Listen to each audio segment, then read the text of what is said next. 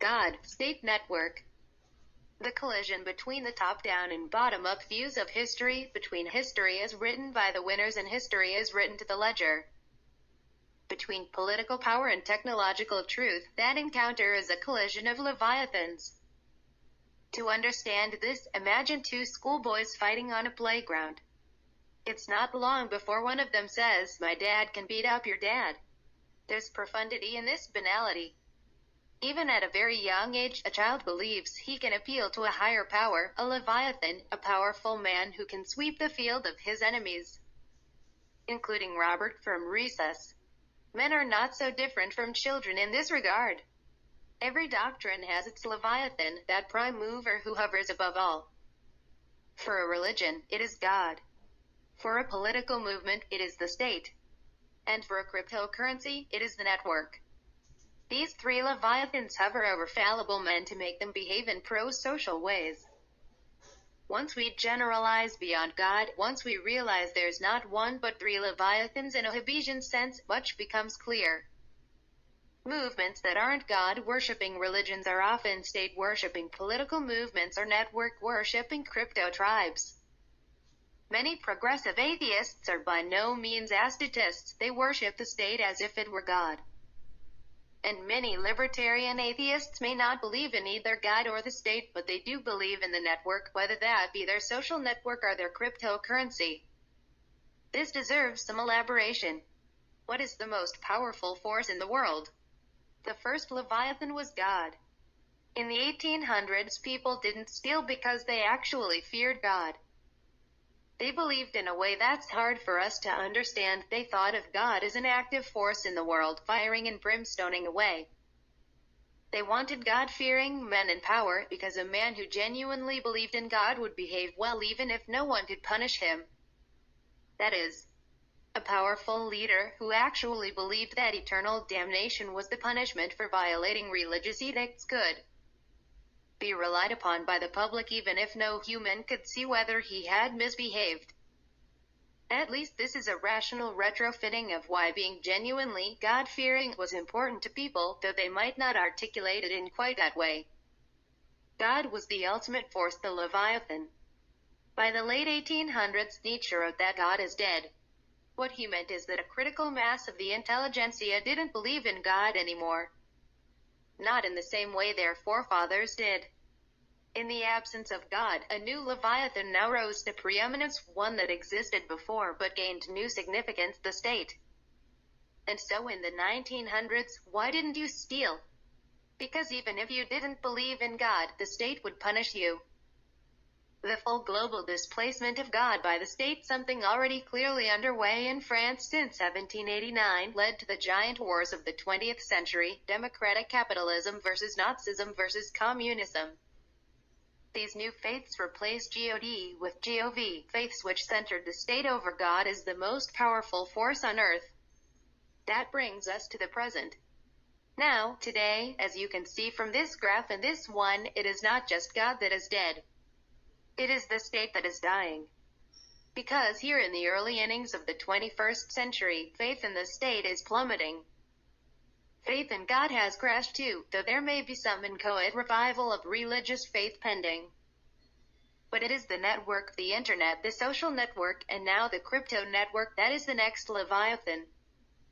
So, in the 1800s you wouldn't steal because God would smile you. In the 1900s you didn't steal because the state would punish you.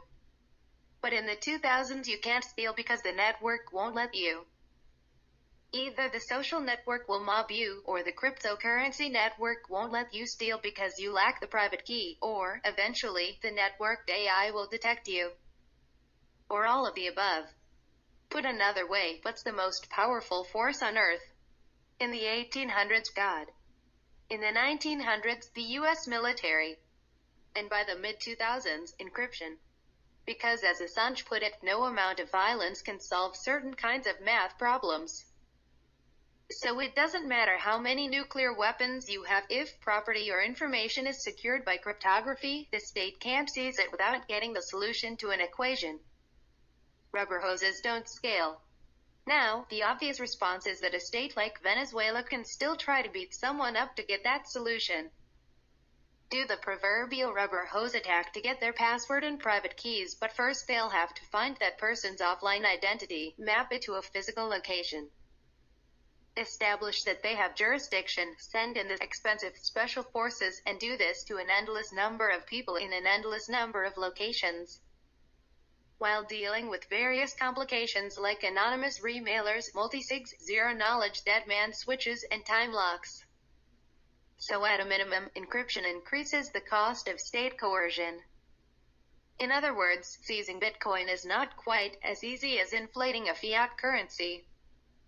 It's not something a hostile state like Venezuela can seize en masse with a key press. They need to go house by house.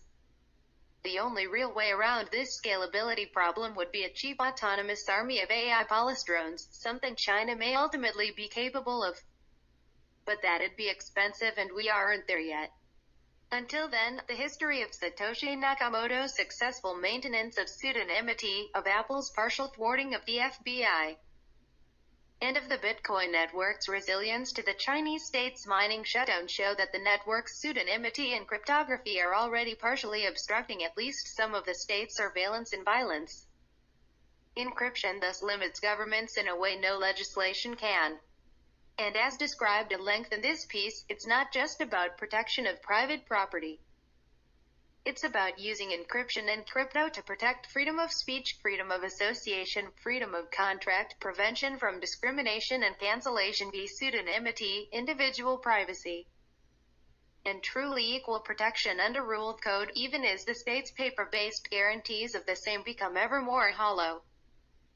Because the computer always gives the same output given the same input code, unlike the fallible human judiciary with its error-prone or politicized enforcement of the law.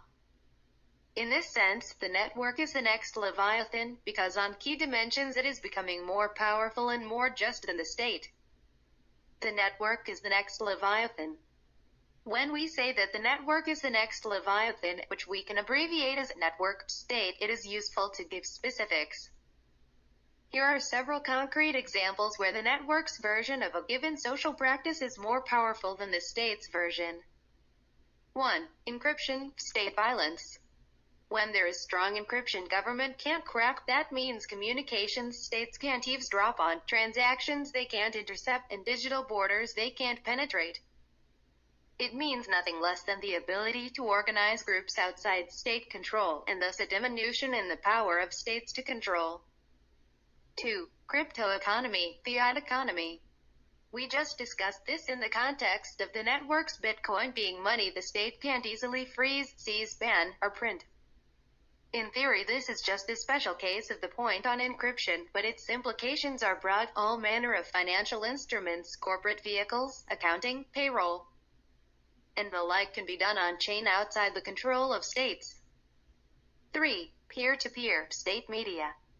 There are two kinds of state media: state-controlled media as in China's Xinhuanet, or state-controlled media as in America's The New York Times. The latter controls the state, the former is controlled by the state, but both fight freedom of speech. Network-facilitated P2P communication is anathema to them, particularly if end-to-end encrypted. Citations in particular are worth calling out here. Archival references like Google Books, or NCBI, or archive.is can be linked to prove a point, even if official state channels aren't presently favoring that point of view. 4. Social, national. Social networks change many things, but a critical one is that they change the nature of community. Your community is your social network, not necessarily the people who live near you. When the network identity is more salient than the your relationship, it challenges the very premise of the Westphalian state, which is that a people who live geographically near each other share values and therefore laws should be based on geographic boundaries. The alternative is that only people who are geodesically near each other in the social network share values, and therefore the laws that govern them should be based on network boundaries. 5. Mobile, sessile. Mobile is making us more mobile. And law is a function of latitude and longitude. As you change your location, you change the local, state, and federal laws that apply to you. As such, migration is as powerful a way to change the law under which you live as election. COVID-19 lockdowns may be just the beginning of state attempts to control network-facilitated physical exit. But in normal circumstances, smartphones are helping people move ever more freely, while the borders of physical states are frozen in place. 6. Virtual reality physical proximity.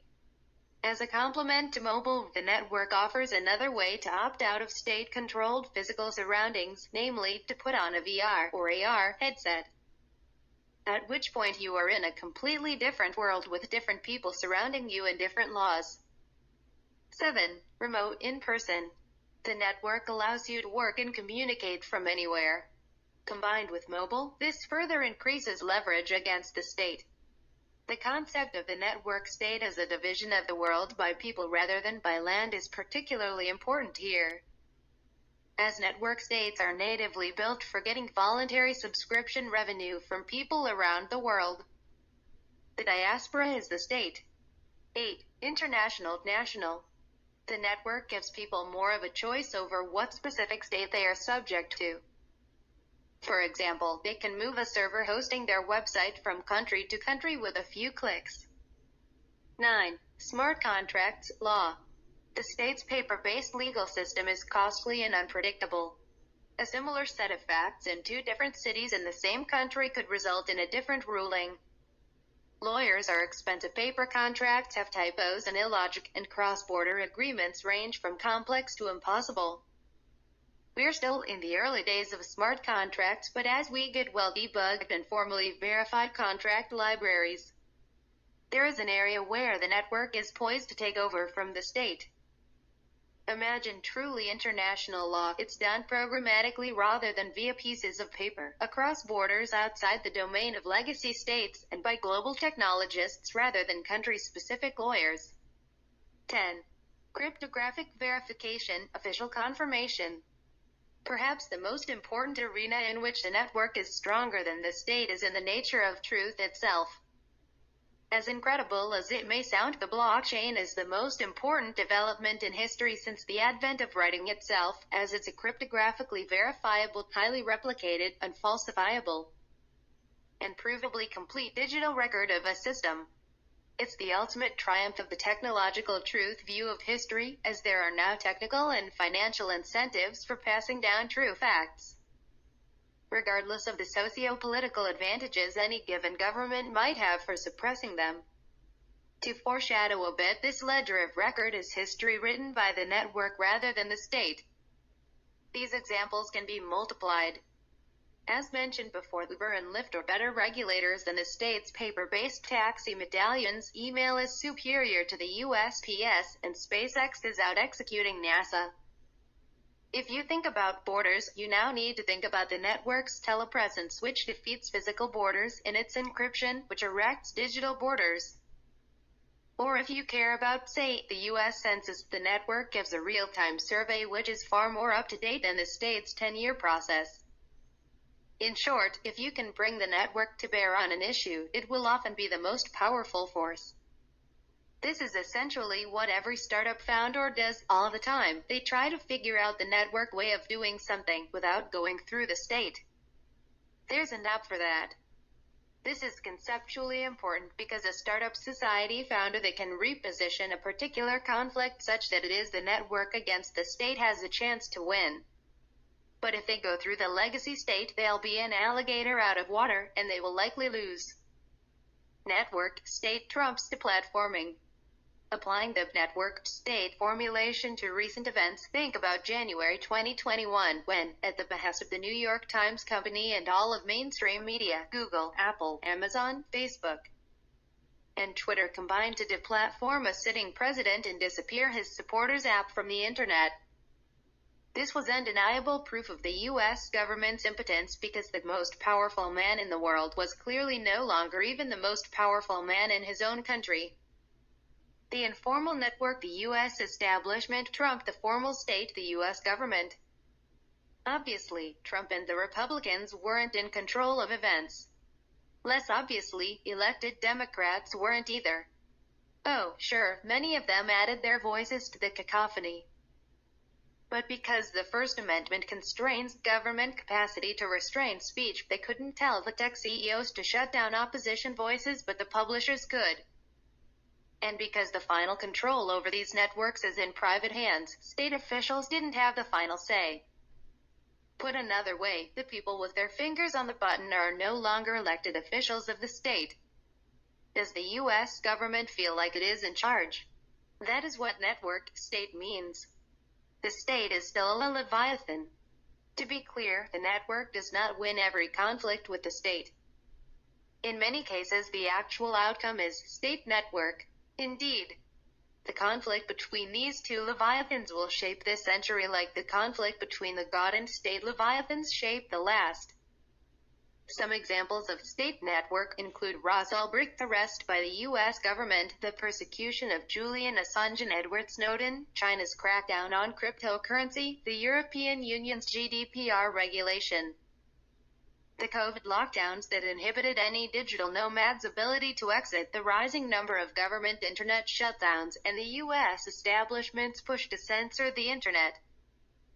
Let's review a few cases of particular importance: the tech exit from San Francisco, the political defeat of tech founders in China, the biasing of AI in the name of AI bias, and the digital deplatforming of establishment critics in both the West and East. 1. SF city government greater than Bay Area tech founders. Despite how competent the tech founders of SF were on the network, the political billionaires of the San Francisco city government managed to use their control of the state to turn the city into a hellhole. Intentionally or not, this had the effect of driving out the new money, their potential competition. Yes, there have been some successful tech-funded recall efforts recently, but it's likely too little too late. It's akin to a stock price showing a bit of an upward trend after a huge and irreversible drop. Because the Bay Area's monopoly is over. Technology has now globally decentralized into Web3, and San Francisco, and even Silicon Valley, has now lost its position as the undisputed tech capital of the world. You no longer need to go to the Bay Area to build a startup. You can found and fund from anywhere. This is, on balance, a good thing. The fact that tech is no longer highly dependent on the triple dysfunction of SFCA, USA is crucial to the world's future. Note also that while the defeat of tech in SF was due to state network, the reason tech lives to fight another day is thanks to remote work, which allowed movement away from SF and a tech exit. And remote work is a case of network state. 2. CCP greater than Chinese tech founders. Until about 2018, Chinese tech founders were celebrated by the CCP. Imagine if Zuckerberg and Dorsey were given the equivalent of Senate seats for their contribution to the economy, brought into the establishment rather than standing at a remove. And you'll get a sense of what the tone was like. Jack Ma, Alibaba founder, Pony Ma, Tencent founder, and their peers were either one of the 95 million CCP members, less than 7% of the country, or praised by CCP media. Then everything shifted. Just like America, China had its own establishment-driven techlash. The huge cost of pausing of the massive Alibaba IPO on some regulatory pretense was a signal. For the last several years, the CCP has put what it considers to be the national interest over enormous sums of money, incurring at least $1 trillion in cost for COVID lockdowns, shutdowns of IPOs, and overnight bans of entire industries like gaming and Bitcoin mining. This looks stupid. Maybe it is stupid. Or maybe they know something we don't. The CCP's early action in the 2000s and 2010s to ban foreign social networks looks farsighted in retrospect. As if they hadn't built their own Weibo and WeChat, then US executives in Silicon Valley would have been able to deplatform or surveil anyone from China with a keystroke. So, unfortunately, perhaps signaling that there are more important things than money and gearing for conflict will turn out to put the CCP in a better position for what comes. Be that as it may, the Chinese techlash is an example of state network. The CCP-controlled Chinese state beat the international network of Chinese tech founders. But it didn't win forever, as many of the most ambitious founders and funders in China are now using the network to move abroad and escape the Chinese state. 3. Biasing AI with AI bias. John Stokes has written at length about AI ethics, and I'd encourage you to read his work. But in brief, this entire pseudo-field is about putting a thumb on the scale of AI algorithms in the name of balancing the scales, particularly at influential tech giants like Google. It's about ensuring that members of the U.S. establishment are always looking over the shoulder of technologists, making sure that their code is 100% regime compliant. Just as the Soviet Union did with its commissars, the NSDAP did with Gleichschaltung, and she has done with Shui Changguo. The fundamental concept is about asserting moral control over a technological field. AI ethics doesn't really contest what is true or false, it contests what is good and bad. And what is bad? Anything that advances a politically unfavorable narrative. As a concrete example, in 2021, Ukraine was widely reported to be a corrupt country full of Azov battalion Nazis. By mid-2022, those reports would have been reclassified as disinformation and pushed down to page 10 of the search results, if the AI-biased people had their way. Now, the usual dodge is that there's always discretion involved in the selection of any machine learning training set, and judgment used in the configuration of any algorithm. So who is to say what unbiased means? But the goal here is to make sure that discretion does not scatter randomly, or at the discretion of the individual investigator, but instead consistently points in a single, ethically approved direction. Whether that be submission to NYT in Blue America, or CCP in China. It's centralized political control by another name. Note also that the name of their field has been chosen to ward off attack. What are you against ethics in AI? These are the same people who speak mockingly of ethics in journalism when it suits them. So, a better term for it is AI bias, not as in the study of bias but as in the study of how to bias AI. And the power the AI bias people have is enormous. A few zealots in the right places at big tech companies can and will distort the Google results of billions of people until and unless Google's monopoly is disrupted. Or unless the right people within Google push to make their algorithms transparent. Newspeak isn't a dystopia for them, it's an instruction manual. And they might well win. The episode where Merriam-Webster changed the dictionary in real time for political purposes is only the beginning. The new Google is about to use its power to centrally change thought. This is considerably worse than Baidu, which more straightforwardly filters searches that are problematic for the CCP. Because the AI bias people pretend that they are doing it for the powerless when they are really doing it to maintain the U.S. establishment's power. 4. Digital deplatforming.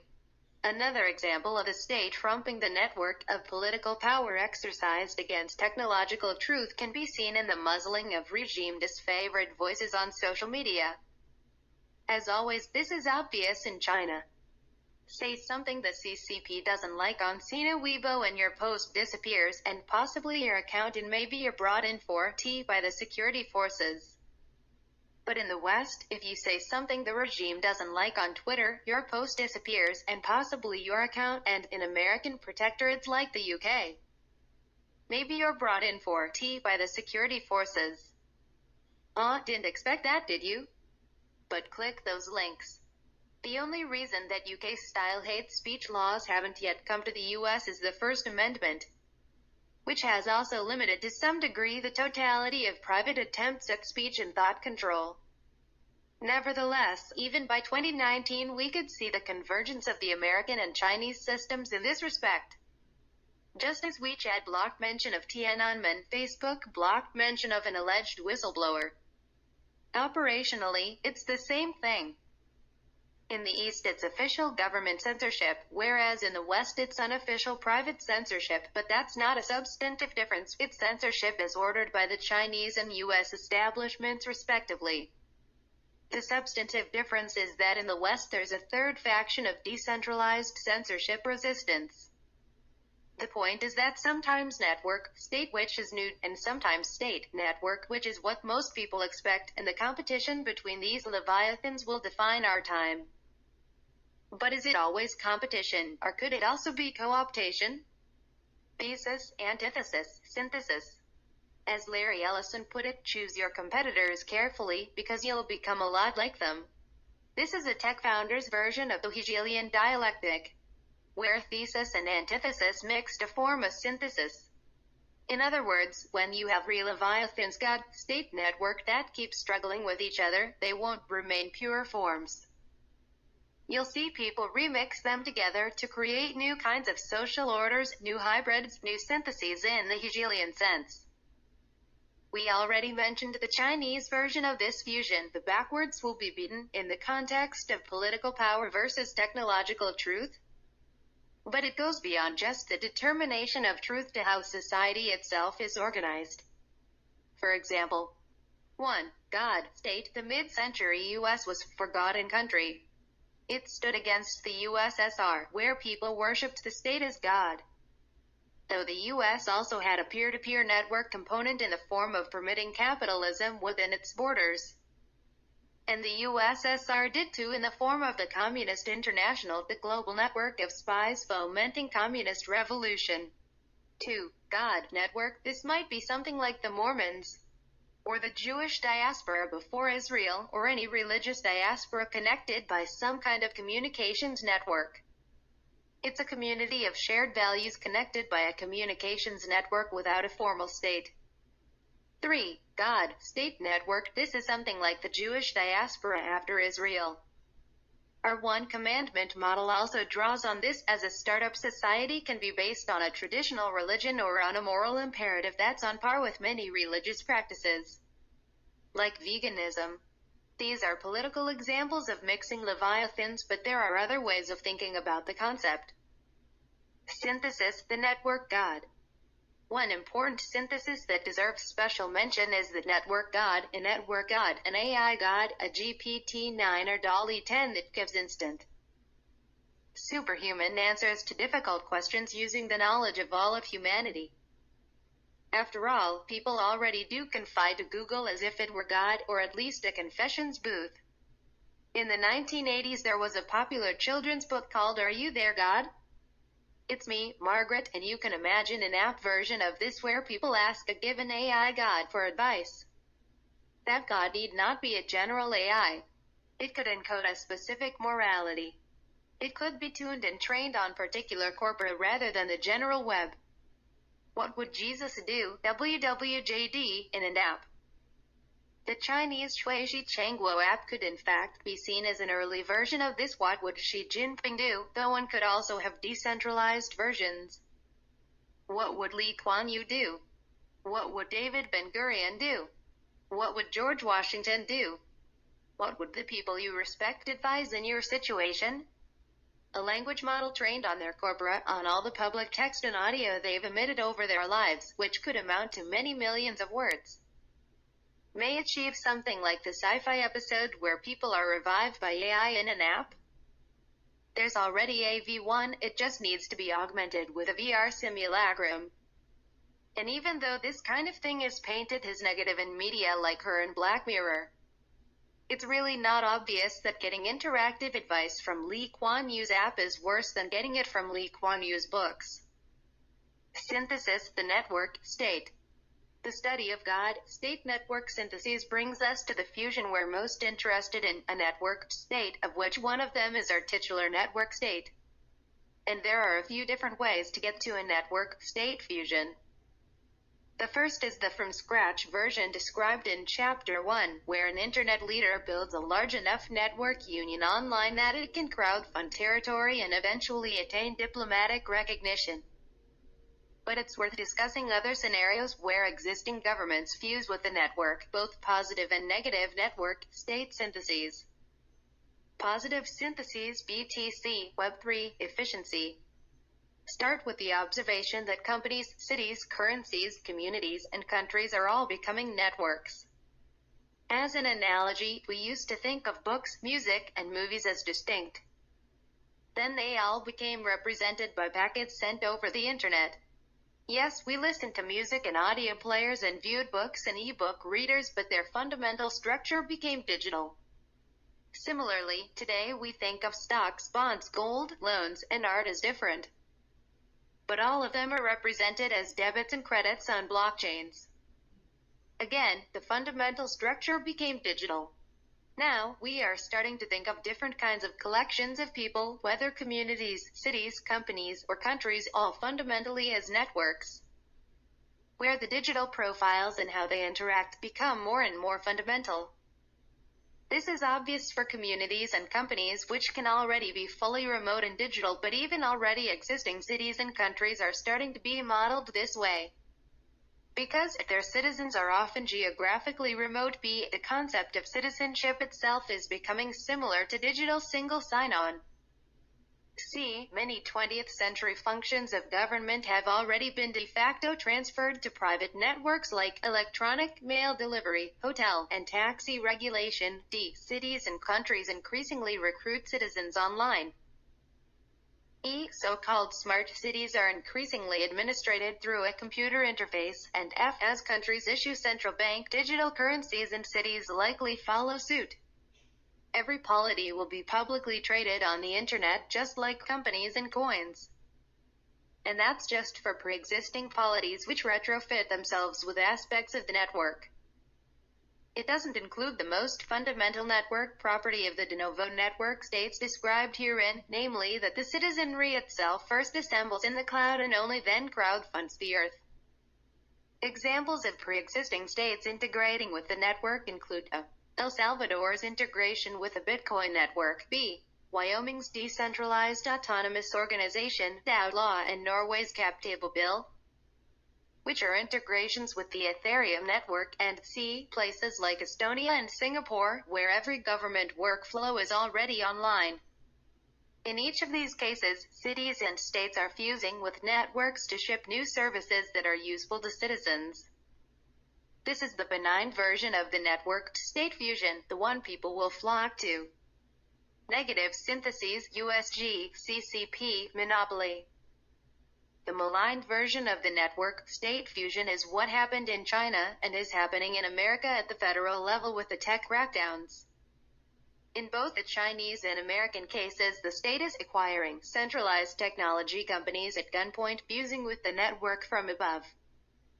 In China, the recipe was a few years of media demonization plus b. mandatory Xi Jinping thought sessions followed by c. decapitation and quasi-nationalization, as is happening with Alibaba and ByteDance.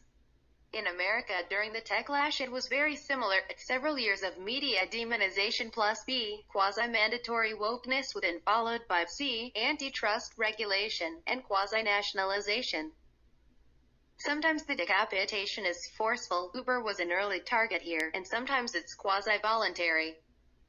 Indeed, one thesis on why many of the major tech founders have stepped down as of mid-2022, other than Zuck, is that they don't want to become personally demonized during the no-win antitrust process. It's more explicit in China that this wasn't a choice. Jack Ma is no longer in control of the company he founded. And many other Chinese founders have been similarly relieved of their duties. In other words, both the Chinese and American establishments have invented rationales to essentially seize previously founder-controlled companies. That is, whatever the surface justification, these are hostile takeovers of centralized tech companies by centralized states. Once taken over, these companies will be turned into total surveillance machines and tools of social control. In China, this is already obvious. But in America, antitrust may mean zero trust. To be clear, this is partially a forecast for the future, and perhaps it can be averted. But in the aftermath of any ostensibly economic settlement, the U.S. national security state could get everything it ever wanted in terms of backdoors to Google and Facebook. The NSA won't need to hack its way in, it'll get a front door. And then it will likely get hacked in turn, spraying all of your data over the internet. This is the malign version of the networked state fusion, the one people want to exit from. Synthesis, God, state, and network. Can we put all three Leviathans together in the modern era? Is there something that'd fit? Yes. The benign version of the network state synthesis we've just described offers greater administrative efficiency, greater economic returns, and greater levels of citizen consent. But it doesn't yet offer greater purpose or meaning.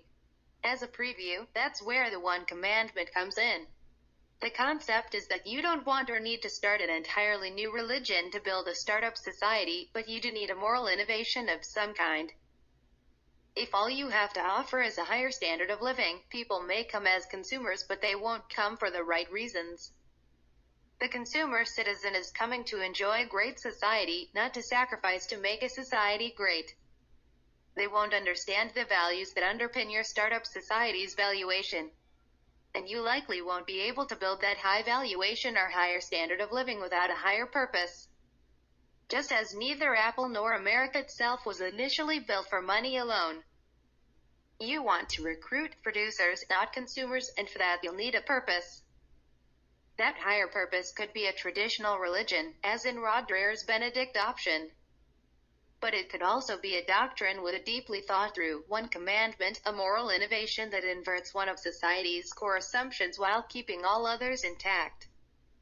For example, taking the seemingly trivial moral premise that sugar is bad and seriously carrying it through to build a keto kosher society involves a focused yet all-encompassing change to every restaurant, grocery store, and meal within a jurisdiction.